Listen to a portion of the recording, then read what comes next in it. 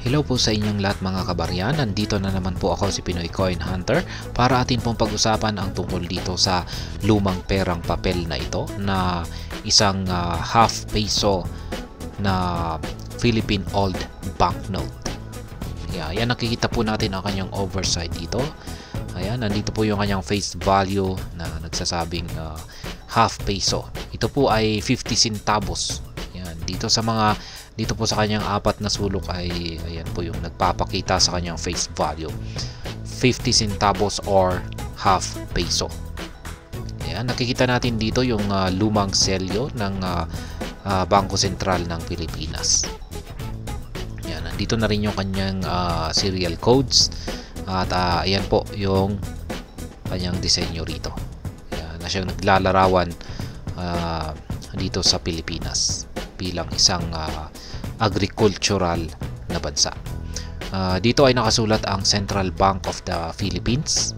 This note is a liability of the Central Bank and is fully guaranteed by the government of the Republic of the Philippines. Yan, President of the Philippines. Yan, kanino bang pirma yan? Hindi ko mabasa. This note is legal tender in the Philippines for all debts, public and private.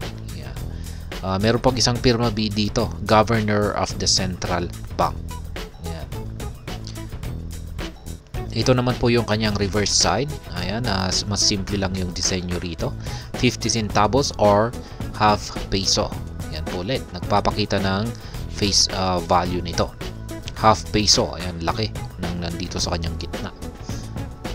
Ayan, maski yung mga mahina yung mata ay mababasa po talaga nila yan. Malalaman nila na ito ay isang half peso or 50 centavos na perang papel. Ayan, dito naman ay Philippines. Ayan. Ayan. Ganyan po talaga. Kung yung isang tao ay hirap po siyang makita. Ayan, sabihin natin ay mahina yung kanyang mata, ay hirap po siyang mabasa yung face value ng perang papel na ito. Ang gagawin niya lamang ay babaliktarin niya ito. At ayan, mas makikita niya rito yung mas malaki na face value nito na kung saan ay mas nakasaad dito. Malinaw na nakasaad dito. Kaya yan, yung pakay po natin ay magkano ba yung presyo ni online seller dito sa kanyang half peso or 50 centavos na perang papel. Ito ayan, ang ganda po ng kanyang pagkakatago. Mukhang bagong-bago. Wala akong mapansin na parang maski maliit na tupi nito. Kaya uncirculated. Yan, parang meron, ayan. Pero sa tingin ko ay ayan, parang meron akong nakikita rito pero baka yung angulo lang siguro yan. Kaya or shadow. Ayan, kasi wala naman po rito.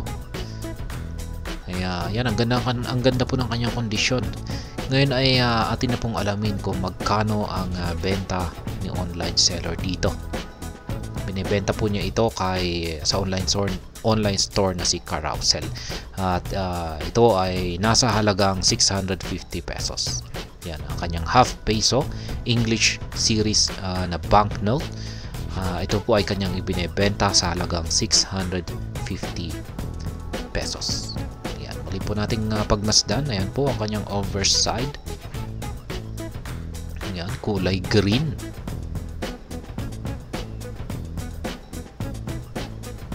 At ayan po muli ang kanyang binibenta po niya sa halagang 650 pesos ang kanyang half peso or 50 centavos na English series banknote.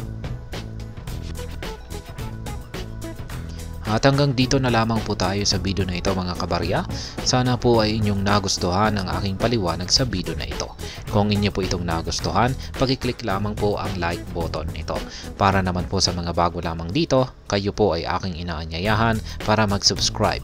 Pag-click na rin po ang bell icon nito dahil ito po ang siyang magsisilbing notification nito sa mga bago kong videos na aking pong ina-upload sa aking YouTube channel na ito. Marami pong salamat sa panonood. Ingat po tayo lagi at God bless po sa ating lahat.